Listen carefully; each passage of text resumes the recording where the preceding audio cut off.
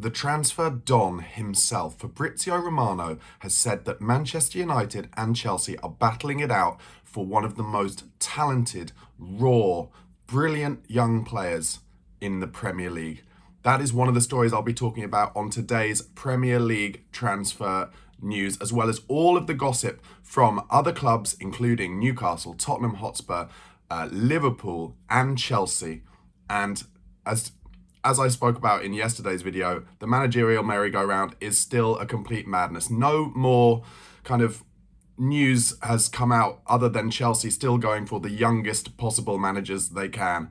And I'll be talking a bit more about that later in the episode as well. Thank you guys for your support watching these daily transfer videos so far. Really appreciate it. Please do press a like on this video and subscribe to the channel if you haven't already. This is also available as a podcast, so go over to the podcast platforms if you like listening to transfer news whilst you're running or driving. And also you can become a member, just £1 a month. All the details in the description box below. But let's get into those transfer rumours. As the weekend comes, it's important, I think, to keep abreast of everything that is happening as the transfer rumour mill really heats up. You've got Fabrizio Romano going on all the podcasts talking about all the big news. But let's start at Tottenham. I always like to start at Tottenham because it's my club.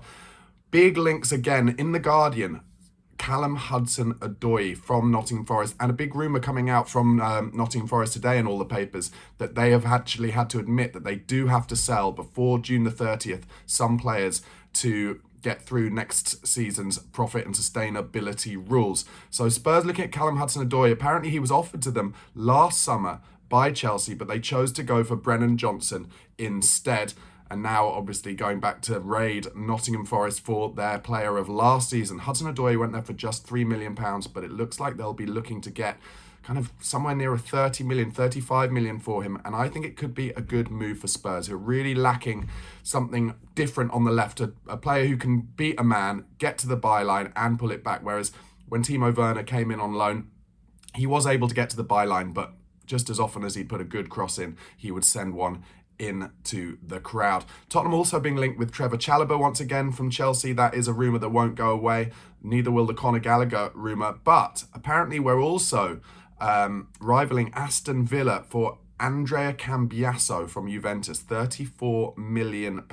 Spurs and Villa really swimming in similar transfer waters this summer, which may surprise you considering Villa did make it into the Champions League and Tottenham didn't. But as I mentioned in yesterday's video, Villa really looking to push the boat out. Another player who is linked with Spurs once again and has been since January actually is defensive midfielder from Europa League winners Atalanta, Ederson. Really strong player. And Tottenham are definitely looking for a number 6 this summer because it's very likely that Pierre-Emile Højbjerg will be leaving the club. He's interesting clubs from loads of European countries. So Ederson is an interesting one. Really like the look of him, and as is in keeping, when the trophies get handed out at the end of the season, any club that wins a trophy, all those players are going to get linked elsewhere. And apparently Fabio Paratici, the former sporting director of Tottenham, has been on his phone to Atalanta looking to see whether Ederson could be willing to leave and come to North London. Now, that big story that I mentioned at the top of the episode, Fabrizio Romano has said that the only 2 clubs in with a chance of getting Michael Elise out of Crystal Palace this summer are Manchester United and Chelsea. He also said that the £60 million release clause that Manchester City triggered last summer to try and get Elise out of Palace is still able to be triggered this summer. So if you put £60 million down, you can get Michael Elise. And I've got to say, let me know what you think in the comments. But I've got to say, if I was Michael Elise, I would not be looking to go to Chelsea or Man United right now. I get it. Historic, big, traditional clubs, of course. Man United, one of the biggest clubs in the world, but they are a mess at the moment. Yes, Jim Ratcliffe has gone in and Ineos have gone in and they're looking to change it, but it's so early in that change. And yeah, they're in a cup final tomorrow, but will Ten Hag be there afterwards? Elise can't look to sign for Man United if he doesn't know who the manager's going to be. So I don't envisage this being a transfer that happens anytime soon. Maybe it's one that will go kind of later into the window. But once again, you know, being selfish, if I was Spurs, I wouldn't put £30 million on Hudson-Odoi when I can get Elise for 60. I would just drop the money on him. Let me know in the comments who you think Elise should be signing for, if anyone. Maybe he should be staying at Palace because he's got such a good thing going with Eze and with Oliver Glasner having gone in there. Also, big talk coming out from Newcastle yesterday that they are looking to go big in terms of English signings with Jared Bowen from West Ham and Dominic Calvert-Lewin from Everton.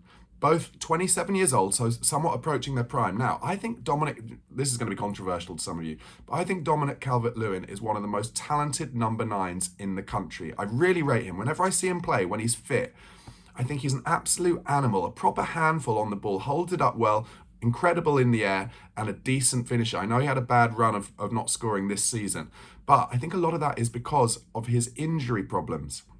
And he gets injured more than anybody else. He's kind of like the modern day Darren Anderson. You can hardly get him on the pitch.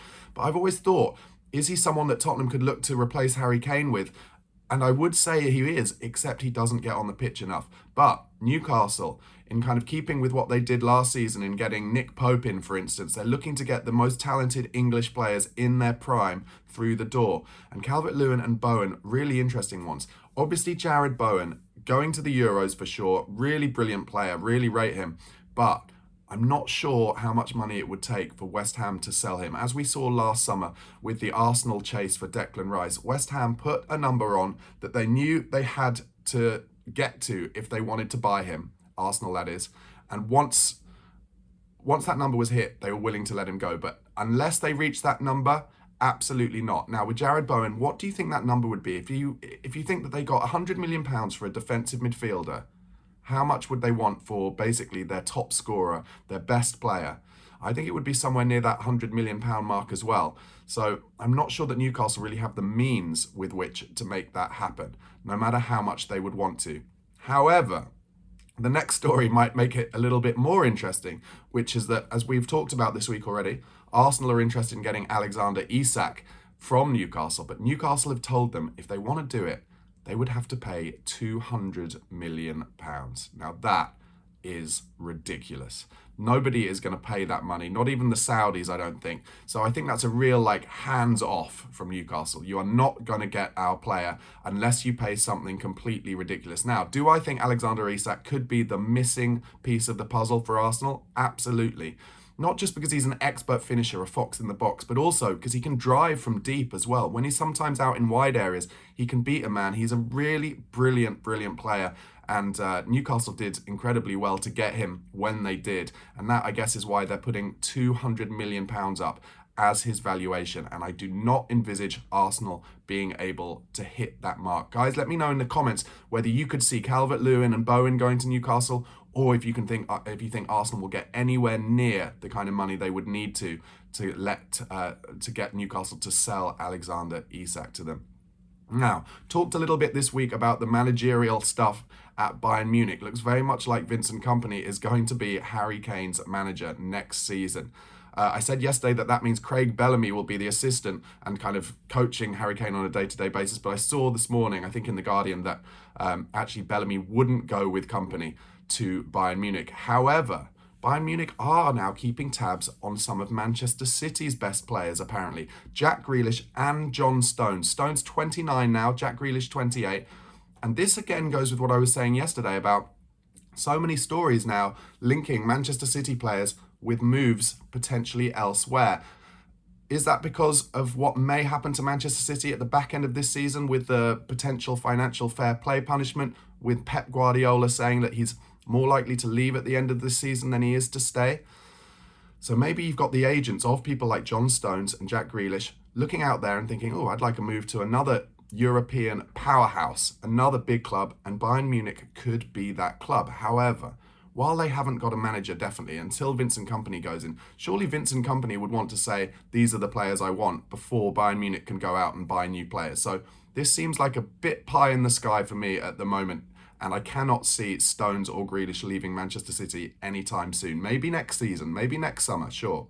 But I'd be very surprised if any of them left this summer. Whereas yesterday I talked about Bernardo Silva being interested in potentially leaving. I could see that happening this summer, but not Stones and Grealish.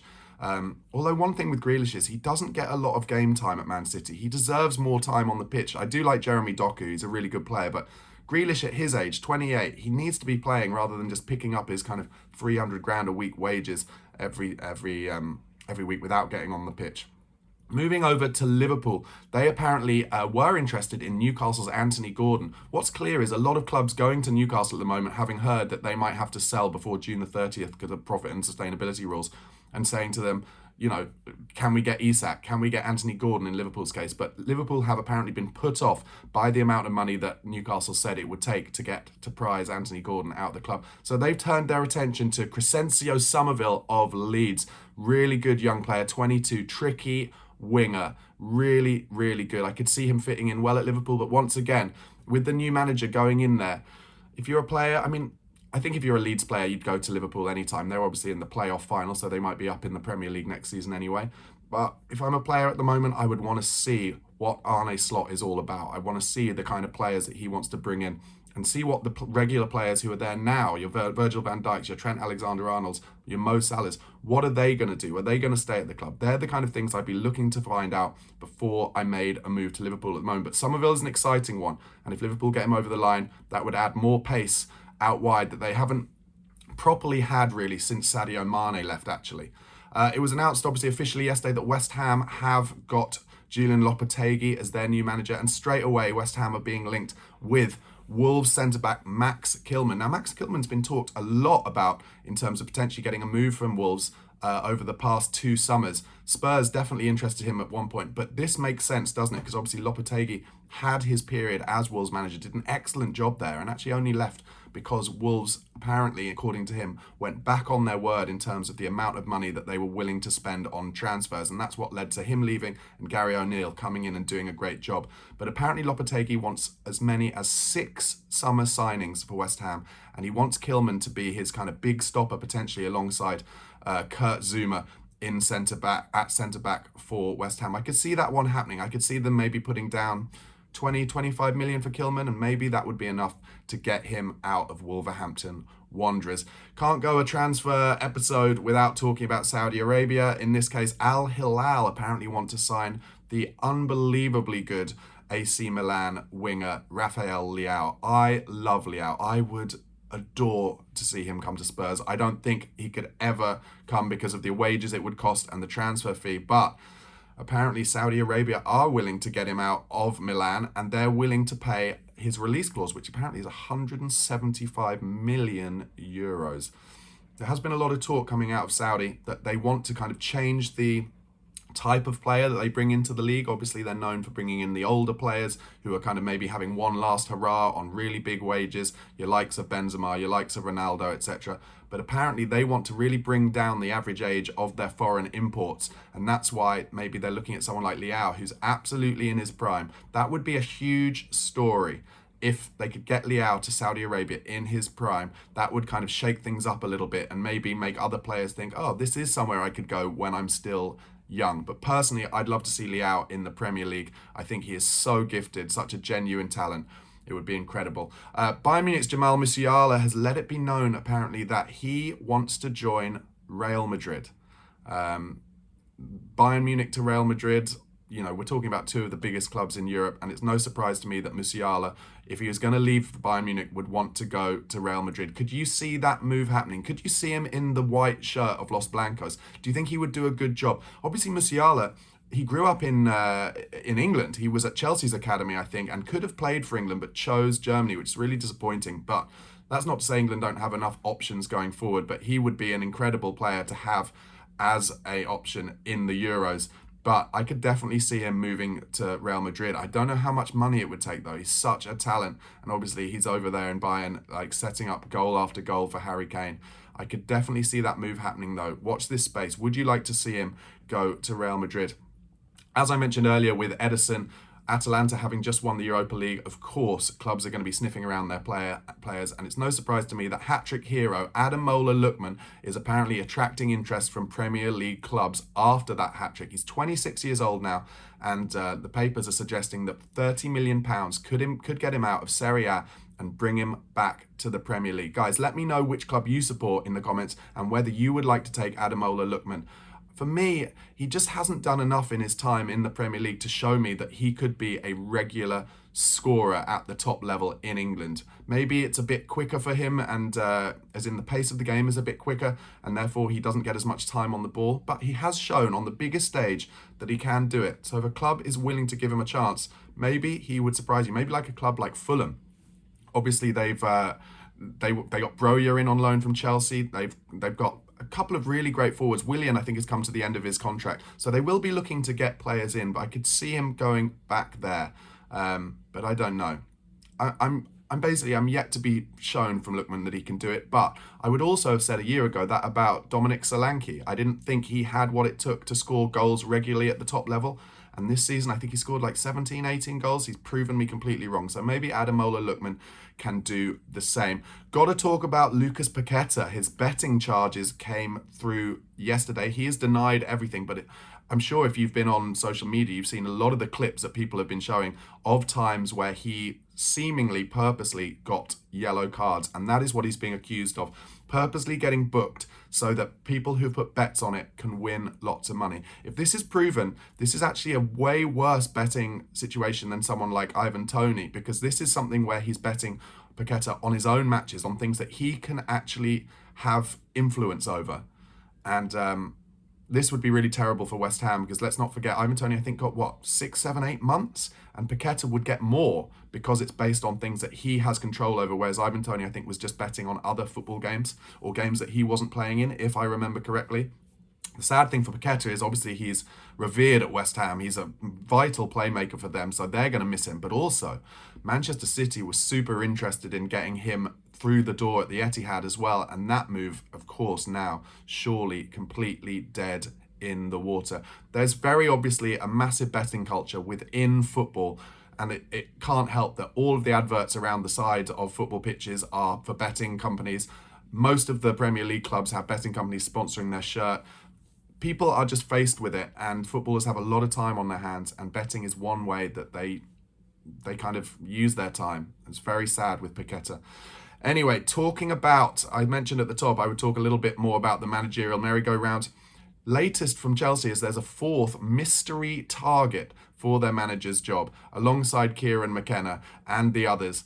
I wonder, could that be Gareth Southgate? I don't understand why it would be like someone who they can't mention unless it's because he's already in a job, and in Southgate's case, obviously has the Euros coming up. The thing that doesn't make sense to me, though, is I can't see Chelsea waiting till the end of the Euros, and it seems like they're looking for a younger, more progressive, less pragmatic manager. So probably not Southgate, but that was the first thing that came to my mind. Who do you think this mystery fourth potential manager for Chelsea is? Let me know in the comments. And who do you think they're going to end up with? It's really pointing towards Kieran McKenna at the moment, above, I think, Maresca, the Leicester manager. And as I said yesterday, I cannot see this ending well for Chelsea. I could be wrong, but I cannot see it ending well. As I mentioned earlier, cup final tomorrow. Harry Maguire is out of it for Manchester United. Now, a lot of people obviously take the piss out of Harry Maguire, and maybe you'll say that's good for Man United that he's out. But he is a vital cog in their defence, and also a vital cog in England's defence for the Euros. Surely, with the amount of game time he's missed through injury, he cannot be starting for England in these Euros. I just cannot see how that'll happen. And in that instance, who do you think should start alongside John Stones at centre-back for England? I cannot believe that Lewis Dunk is in that England squad. If he starts in a Euros game, I will be beyond. He's obviously a good guy, and he's like an old-fashioned, hoof it out, stop it centre-back. He can play football, we know that because of the way Brighton play, but I've just seen him make so many mistakes on the ball. I wouldn't want him in there. Who do you think should play with John Stones in the opening match of the Euros? Another bit of news, former AS Roma director Thiago Pinto is expected to be announced as the new president of football operations for Bournemouth in the next 24 hours. So Bournemouth really trying to restructure their backroom kind of football operation, and Pinto coming in for them. Bournemouth, since they've been taken over by the Americans, made some really good appointments and some good signings, and a well-run club. Considering how small their ground is, you've got to be impressed at how Bournemouth do it. And I kind of count them as like a proper, stable Premier League club now. I cannot see them going down anytime in the next few years because, let's face it, any club who comes up from the Championship is likely to go straight back down. So Bournemouth have done it really well. And finally, some European news. Thiago Motta, the manager of Bologna, has left to replace Allegri as Juventus manager. I thought maybe Antonio Conte might go to Juventus, but seemingly he cannot get a job, nor can Jose Mourinho, for love nor money. They're kind of now seen as dinosaurs, as all of these clubs look for these young, inexperienced, kind of almost like these managers who have learnt their trade through the data analysis and coaching setups. No clubs now looking at people like Mourinho and Conte, and Motta, who's a very exciting young manager, has done incredibly well at Bologna, is going to Juve, and it'll be interesting to see if he can get Juve back to the top, because obviously there's stuff going on at Inter Milan as well. They've just defaulted on a payment for their loan and therefore been taken over by an American company just through their owners, I think Chinese owners, not having paid what they owed. So as ever, with Italian football, with Serie A, lots of stuff going on. But I think they have 9 teams in Europe next season because of how well they've done. You've got to say Serie A now, potentially, you've got to look at them as a better league than the Premier League. You really do. They've done incredibly. Anyway, guys, thank you so much for watching. I will be back on Monday with more transfer news. Drop this video a like, press subscribe if you haven't already, and become a member. Only £1 a month really helps me make this daily content for you. All the details in the description box below. But most importantly, have a great weekend. Cheers.